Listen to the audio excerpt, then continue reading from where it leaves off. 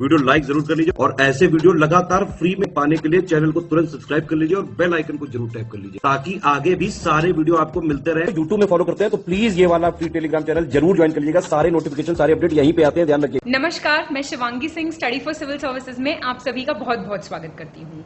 हम आ गए हैं हमारे GS 5 के पॉइंट नंबर 14 पे। हिंदी माध्यम का हमारा ये वीडियो उत्तर प्रदेश में स्वास्थ्य संबंधित मुद्दों से रिलेटेड है। इसमें हम हेल्थ सेक्टर से रिलेटेड सारे इश्यूज कवर करेंगे। छोटा सा टॉपिक होगा हमारा, बहुत जल्दी से खत्म हो जाएगा, तो आप लोग डेफिनेटली इसको देखिए और अच्छे से अपनी प्रिपरेशन कीजिए। जो लोग भी हमारे पेड ग्रुप्स को ज्वाइन करने में इंटरेस्टेड हैं वो लोग नीचे दिए गए नंबर्स पे कॉल या फिर व्हाट्सएप करके पूरी जानकारी ले सकते हैं। हमारे मेंस मुख्य परीक्षा का 2023 का पेड ग्रुप चल रहा है और हमारा शुरुआत से सिलेक्शन वाली तैयारी यूपी पीसीएस 2024 वाला पेड ग्रुप, जो भी आपको ठीक लगे आप डेफिनेटली ज्वाइन कर सकते हैं। फिलहाल के लिए GS 5 पॉइंट नंबर 14 हिंदी माध्यम का हमारा ये वीडियो। बहुत बहुत धन्यवाद। हाँ जी, GS 5 14 पॉइंट पे आ गए हैं हम। काफी कम बचे हैं अब, है ना। अच्छे से आप लोग पढ़ाई कर रहे होंगे, उम्मीद है मुझे पूरी। अब हम यहाँ पे उत्तर प्रदेश में स्वास्थ्य एवं चिकित्सीय मुद्दे देखेंगे, ठीक है। हेल्थ केयर से संबंधित जो मुद्दे हैं हमारे प्रदेश में वो हम देखेंगे। पहले तो आप, एक क्वेश्चन है आपसे, हेल्थ कौन सी सूची में आती है ये बताइए। अच्छा, आप जानते हैं ये एक बहुआयामी अवधारणा है। It is a multi dimensional concept. सिर्फ एक चीज पे ये चीज नहीं निर्भर करती है। इसमें आपके जैविक, बायोलॉजिकल तो आएंगे ही आएंगे, सामाजिक, सोशल, आर्थिक, इकोनॉमिक, राजनीतिक, पॉलिटिकल और सांस्कृतिक तत्व, सारे फैक्टर्स मिलके काम करते हैं, तब आपका स्वास्थ्य, जो बात हम करें ना स्वास्थ्य से। अब स्वास्थ्य का मतलब क्या होता है कि आपको कोई बीमारी नहीं है, सिर्फ ये नहीं है इसका मतलब। इसका मतलब ये है कि आपकी जो प्राथमिक आवश्यकताएं हैं, आपकी जो बेसिक नीड्स हैं, भोजन हो गया, उसमें आपका शुद्ध स्वच्छ जलापूर्ति हो गया, आवास हो गया, सफाई प्रबंधन हो गया और स्वास्थ्य सेवाओं तक जनता की पहुंच, access to health care services, उसके स्वास्थ्य स्तर को प्रभावित करती हैं। और ये सब जो हैं ये नैतिकता एवं पोषक संकेतकों द्वारा प्रतिबिंबित होता है। आपका मॉरल और आपके जो न्यूट्रिशनल इंडिकेटर्स हैं उनसे ये सारी चीजें मिलके पूरा एक बड़ा सा कॉन्सेप्ट बनता है जिसको हम कहते हैं स्वास्थ्य, स्टेट ऑफ वेलबींग या हेल्थ। अच्छा, अब मैं आपसे अगर बोलूं कि स्वास्थ्य सेवाओं में क्या क्या आता है, स्वास्थ्य सेवाओं में हेल्थ सर्विसेज की अगर मैं बात करूं तो इसमें क्या क्या आएगा। इसमें आएगा आपका अस्पताल, चिकित्सा के उपकरण, नैदानिक परीक्षण, आउटसोर्सिंग, टेलीमेडिसिन। सुना है किसी ने टेलीमेडिसिन के बारे में? बताइए मुझे कमेंट करके। चिकित्सा पर्यटन, मेडिकल टूरिज्म भी आता है इसी में, और स्वास्थ्य बीमा, चिकित्सा उपकरण, ये सब कुछ इसमें आता है। क्लियर हो गई इतनी बातें? ठीक है। अब मैं आपको अगर हमारे देश का, हमारे राज्य का मोटा मोटा एक स्ट्रक्चर बताऊं कि हेल्थ का स्ट्रक्चर कैसे काम करता है, तो भारत में जो स्वास्थ्य सेवा वितरण प्रणाली है, स्वास्थ्य सेवा वितरण प्रणाली, health care service delivery system, इसके दो हैं क्या घटक। एक तो है आपका सार्वजनिक, ठीक है, सार्वजनिक, और एक है आपका निजी, जो कि आपका है, जो कैसे लिखते हैं भाई आता है मुझे लिखना, ठीक है, निजी, प्राइवेट। सार्वजनिक जो है आपका सरकारी, सार्वजनिक, पब्लिक, ये जो है इसमें सीमित, माध्यमिक और तृतीयक देखभाल संस्थान है। सुनिएगा ध्यान से, मतलब जो टर्शरी, सेकेंडरी और जो टर्शरी मेडिकल फैसिलिटीज हैं वो इसमें सीमित है। मतलब इसका जो फोकस है वो है प्राथमिक स्वास्थ्य देखभाल केंद्रों पर, PHCs, ठीक है।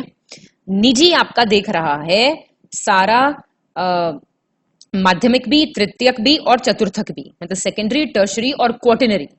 सेकेंडरी, टर्शरी और क्वार्टनरी पूरा भार है आपका निजी क्षेत्र पे, जो है आपका प्राइवेट सेक्टर, और जिसमें महानगर या टियर 1 या टियर 2 शहर हैं अधिकांश। ये है हमारा पूरा सेटअप। तो ऐसा ही प्रदेश का भी सेटअप होगा, जाहिर सी बात है। नीति आयोग ने स्वास्थ्य एवं परिवार कल्याण मंत्रालय और विश्व बैंक के साथ मिलकर दिसंबर 2021 में एक रिपोर्ट जारी की, स्वास्थ्य राज्य प्रगतिशील भारत।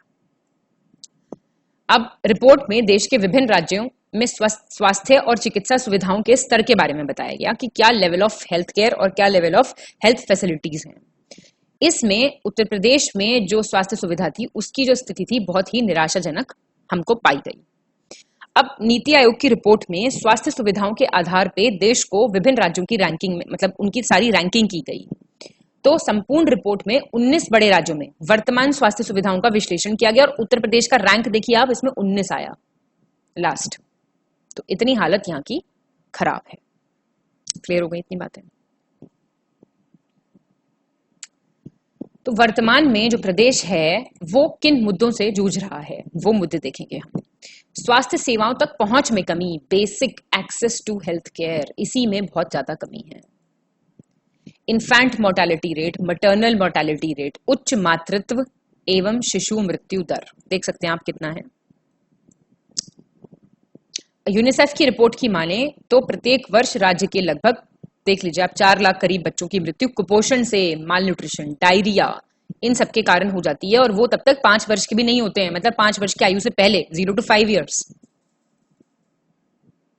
देश भर में दर्ज हुए जापानीज एंसेफेलाइटिस के जो मामले हैं उसमें से 75% से अधिक मामले प्रदेश से है। हालांकि काम अब इस पे अच्छा हो रहा है, 2017 से इस पे काफी ध्यान दिया जा रहा है, तो इसमें डिक्लाइन देखा गया है, लेकिन मामले बहुत ज्यादा थे इससे संबंधित। जापानीज एंसेफेलाइटिस सुना होगा आपने, न्यूज में बहुत रहता था ये।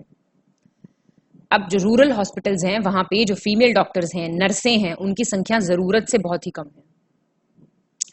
WHO का अध्ययन, विश्व स्वास्थ्य संगठन का अध्ययन के अनुसार प्रदेश में 19.9% चिकित्सकों की कमी है, जबकि पूरे भारत में यह कमी औसतन 38% है। देख रहे हैं। प्राथमिक स्वास्थ्य केंद्र, सामुदायिक स्वास्थ्य केंद्र कौन से थे? कम्युनिटी हेल्थ सेंटर्स, CHCs, और ये हैं आपके PHCs। इसमें 50% तक नर्सिंग स्टाफ ही नहीं है, मतलब कमी है 50% नर्सिंग स्टाफ की, तो है ही कितना। ग्रामीण स्वास्थ्य सांख्यिकी के अनुसार राज्य के सामुदायिक स्वास्थ्य केंद्रों में 84% विशेषज्ञों की बहुत कमी है। ये सब लिख के आना है आपको। नीति आयोग का जो स्वास्थ्य सूचकांक आया 2021 का, उसमें प्रदेश में जो 0 से 5 साल के बच्चे हैं उसमें 46.3% बच्चे कुपोषण का शिकार हैं, माल न्यूट्रिशन, बेसिक फैसिलिटी नहीं मिल रही, और एक तरफ ओवरवेट हैं बच्चे, ओबीस हैं, मोटापे का शिकार हैं। देखिए कितना ज्यादा डिसबैलेंस है। प्रदेश में जनसंख्या के अनुपात में डॉक्टरों की कमी इस संबंध में एक बहुत बड़ी समस्या है। नेशनल हेल्थ प्रोफाइल 2015 प्रदेश में हाल के वर्षों तक एक पंजीकृत डॉक्टर पर 3,812 रोगियों को देखने का दायित्व है, मतलब 1 doctor for these many patients. अच्छा, ये सब इतना इंपॉर्टेंट नहीं है, पंजीकृत डॉक्टर देख लो, मरीज देख लो। तो अच्छा, कहता क्या है WHO, विश्व स्वास्थ्य संगठन क्या कहता है, उसका स्टैंडर्ड मानक क्या है? 1000 रोगी पर एक डॉक्टर होना चाहिए। देखिए आप जरा, 4 गुना है, लगभग 3 गुने से ज्यादा। तो ये एक अतिरिक्त भार है ना। ग्रामीण क्षेत्रों में चिकित्सा कर्मचारी, बुनियादी ढांचा, इंफ्रास्ट्रक्चर नहीं है, अंतिम मील कनेक्टिविटी नहीं है, ऑल वेदर रोड्स ही नहीं है कि हॉस्पिटल जल्दी जल्दी पहुंचा जाए किसी इमरजेंसी सिचुएशन में। लोकसभा में प्रस्तुत एक रिपोर्ट में केंद्रीय स्वास्थ्य मंत्रालय ने स्वीकार किया कि उत्तर प्रदेश में 942 प्राथमिक केंद्र में जो ये PHCs हैं उसमें बिजली नहीं है, पानी नहीं है, मौसम में, सारे मौसम में all weather connectivity, all weather roads जिनको कहते हैं वो नहीं है, चल रहे हैं ऐसी। गरीब मरीजों के इलाज देने के लिए बुनियादी सुविधाएं बहुत खराब हैं। उत्तर प्रदेश में स्वास्थ्य सेवाओं के बड़े भाग की आपूर्ति का उत्तरदायित्व आज भी निजी क्षेत्र द्वारा ही किया जाता है। प्राइवेट कर रहा है, लेकिन प्राइवेट का खर्चा उठाने का सबका नहीं है हिसाब भाई। यदि आर्थिक बाधाएं या अन्य कारकों के कारण निजी स्वास्थ्य सेवा चरमरा जाती है, कोलैप्स कर जाती है, तो प्रदेश की संपूर्ण स्वास्थ्य सेवा प्रणाली चरमरा सकती है। The whole health care system can collapse. और ये चीज हमने देखी सेकेंड वेव के दौरान, कोविड-19 पैंडेमिक की। उच्च पॉकेट आउट खर्च, बहुत ही high out of pocket expenditure है। मार्च 2021 में जारी किए गए नवीनतम राष्ट्रीय स्वास्थ्य लेखा के अनुमानों के अनुसार रोगी स्वास्थ्य व्यय का एक बड़ा हिस्सा वहन करते हैं, जो कि कुल स्वास्थ्य व्यय का 61% है। बताइए। और स्वास्थ्य बीमा तो आधे मुझे लगता है लोगों को पता भी नहीं है, हेल्थ इंश्योरेंस नाम की भी कोई चीज होती है। प्रदेश में भारत में सबसे कम प्रति व्यक्ति स्वास्थ्य देखभाल व्यय वाले राज्यों में से है, मतलब जो पर कैपिटा एक्सपेंडिचर हेल्थ पे कर रहा है, तो वो प्रदेश उसमें से सबसे कम वाले में है। ग्रामीण चिकित्सक के पास इसके लिए कोई औपचारिक योग्यता नहीं है, जो कि लगभग 80% बाह्य रोगी देखभाल प्रदान करते हैं। झोला छाप डॉक्टर्स, जो क्वैक्स होते हैं ना, जो कोई डिग्री विग्री नहीं है इनके पास, जो क्या होता है अक्सर गंभीर विकलांगता और जीवन की हानि होती है जिनके कारण। गांव वगैरह में देखा होगा बहुत सारे बड़े बड़े हॉस्पिटल्स ऐसे ही चल रहे हैं, डॉक्टर्स नहीं है, डॉक्टर्स हैं तो डिग्री नहीं है। सरकार ने बहुत सी नीतियां, बहुत से स्वास्थ्य कार्यक्रम आप जानते हैं शुरू किए हैं, लेकिन उनकी जो सफलता है वो पार्शल है, आंशिक है। उदाहरण स्वरूप आयुष्मान योजना आपने सुना होगा, उसके तहत प्रदेश में सोचिए 39% परिवारों को ही कवर किया गया है। ठीक है, अब कुछ जो स्वास्थ्य देखभाल से संबंधित पहले हैं वो आप जरा कुछ देख लीजिए, यहाँ लिखा देती हूँ मैं आपको, मुझे जो याद आ रहा है मैं वो बता रही हूँ। ठीक है, इसमें आप लिखिए राष्ट्रीय स्वास्थ्य mission, national health mission, Hindi में लिख लीजिए, बोल के बता रही हूँ मैं, राष्ट्रीय स्वास्थ्य मिशन, आयुष्मान, फिर है आपका आयुष्मान भारत प्रधानमंत्री जन आरोग्य योजना, आयुष्मान भारत प्रधानमंत्री पीएम जन आरोग्य योजना, फिर है राष्ट्रीय चिकित्सा आयोग, तो खैर आप छोड़ सकते हैं, प्रधानमंत्री राष्ट्रीय जननी शिशु सुरक्षा कार्यक्रम, जननी शिशु सुरक्षा कार्यक्रम, एक है आपका राष्ट्रीय बाल स्वास्थ्य कार्यक्रम। ये सारे इंपॉर्टेंट वाले हैं, लिख सकते हैं आप एग्जाम्पल के तौर पे। ठीक है जी,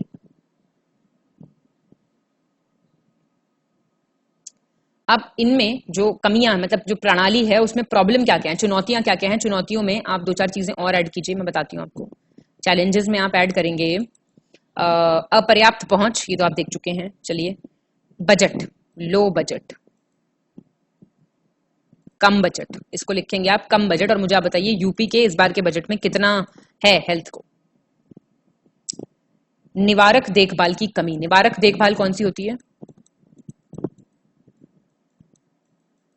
निवारक देखभाल की कमी, इसे कहते हैं प्रिवेंटिव केयर, इसकी बहुत कमी है।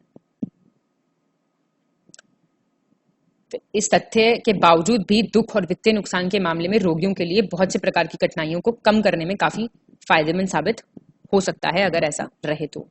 चिकित्सा अनुसंधान की कमी तो आप देख चुके हैं। एक आप लिखिए नीति निर्माण फॉल्टी है यहाँ पे, नीति मतलब पॉलिसी मेकिंग, मैं सब बताती चल रही हूँ। और पेशेवरों की कमी है ही, संसाधनों की कमी तो हम देख ही चुके हैं। ठीक है, ये आप कुछ और पॉइंट्स लिख सकते हैं।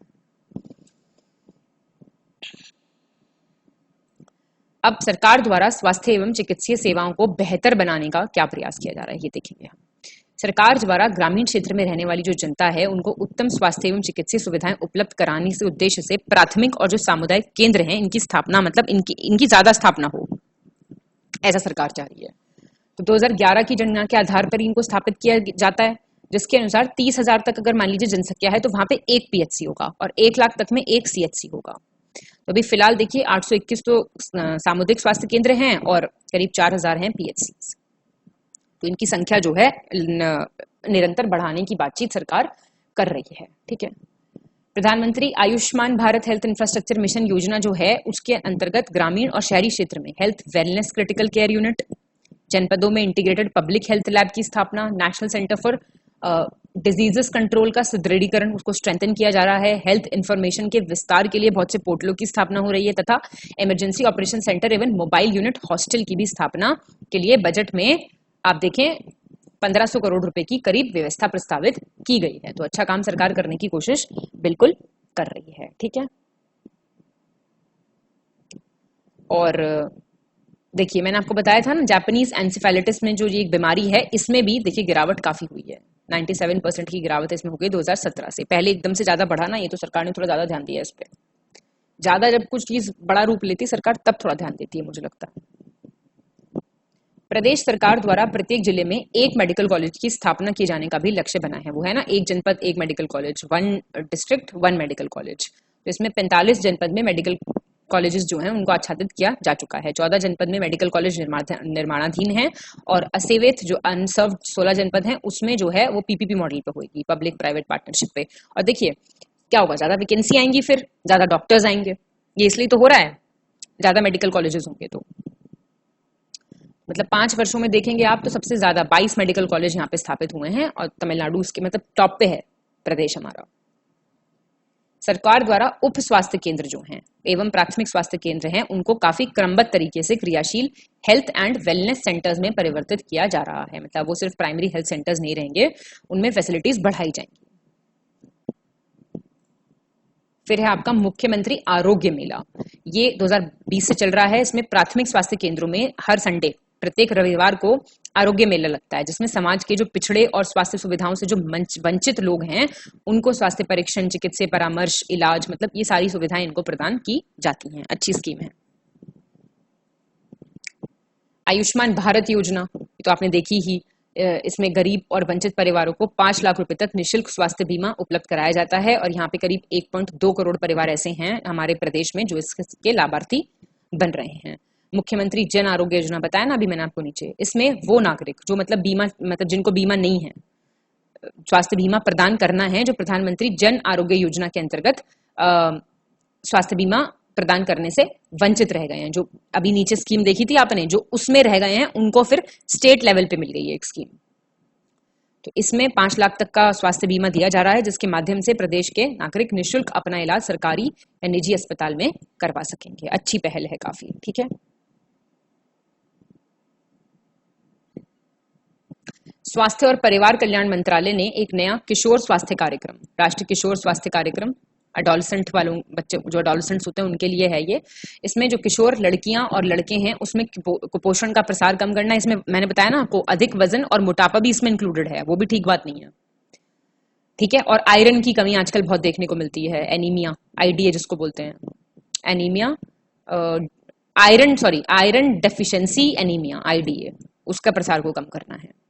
यौन और प्रजनन स्वास्थ्य को सक्षम करना है, किशोर गर्भधारण को कम करना है, जन्म की तैयारी, जटिलता की तैयारी में सुधार और किशोर माता पिता के लिए प्रारंभिक माता पिता का समर्थन प्रदान करना, मानसिक स्वास्थ्य संबंधी चिंताओं को दूर करना, ठीक है। किशोरों में चोटों और हिंसा को रोकना, उसके लिए दृष्टिकोण ऐसा बढ़ाना, और जो आजकल सब्सटेंस अब्यूज चल रहा है ना, मादक द्रव्यों के सेवन से जो दुष्परिणाम है उनके बारे में बताना, ये तो सबसे बड़ा खतरा है। खैर,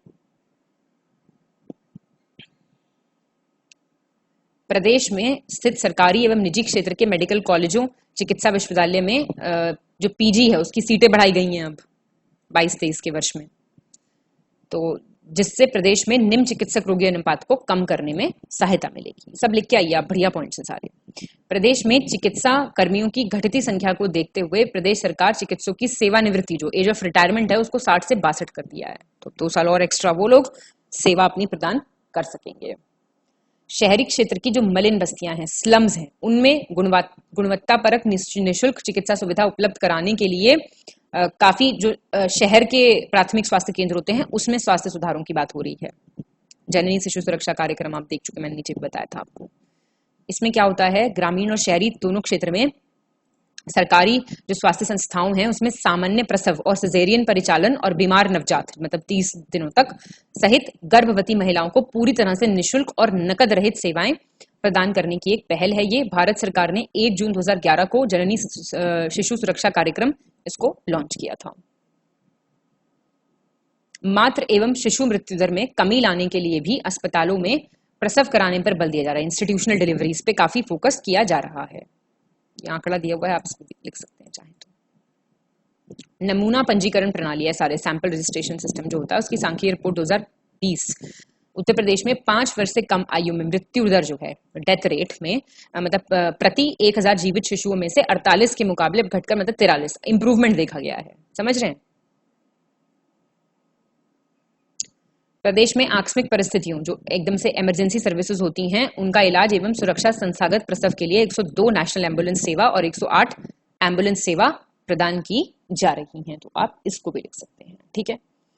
भारत में प्रदेश में क्षमता बहुत ज्यादा है स्वास्थ्य क्षेत्र में। आप देखेंगे जो भारत में सर्जरी है उसकी लागत अमेरिका या फिर पश्चिमी यूरोप को देखें तो उसकी तुलना में 1/10वां हिस्सा है, इतना सस्ता है यहाँ पे। तो इस क्षेत्र में अगर वृद्धि हो तो भारत के पास पूरा सामग्री है, सब कुछ प्रदेश के पास, काफी बड़ी आबादी है, मजबूत फार्मा और चिकित्सा आपूर्ति श्रृंखला है यहाँ पे, तो इस सब का इस्तेमाल किया जा सकता है ये सारी चीजें अपनी तरफ खींचने के लिए। जीवन प्रत्याशा, स्वास्थ्य समस्याओं के प्रभाव में बदलाव, वरीयता में बदलाव, बढ़ते मध्यम वर्ग, स्वास्थ्य बीमा में वृद्धि, चिकित्सा सहायता, सब कुछ लिखो, बुनियादी ढांचे का विकास, नीति समर्थन, प्रोत्साहन, इस क्षेत्र को आगे लेके जाएंगे। आगे की राह में आप लिख सकते हो आराम से। ठीक है जी, क्या है आपकी आगे की राह? प्रदेश की अधिक जनसंख्या के कारण अत्यधिक दबावग्रस्त सरकारी अस्पतालों का जो बुनियादी संरचना है उसमें सुधार की तत्काल आवश्यकता है। ये आप लिखिए कि यहाँ पे आप अट्रैक्ट कर सकते हैं। सर्जरी वाला पॉइंट लिखिए 1/10, और जो मैंने बताया वो लिखिए दोबारा।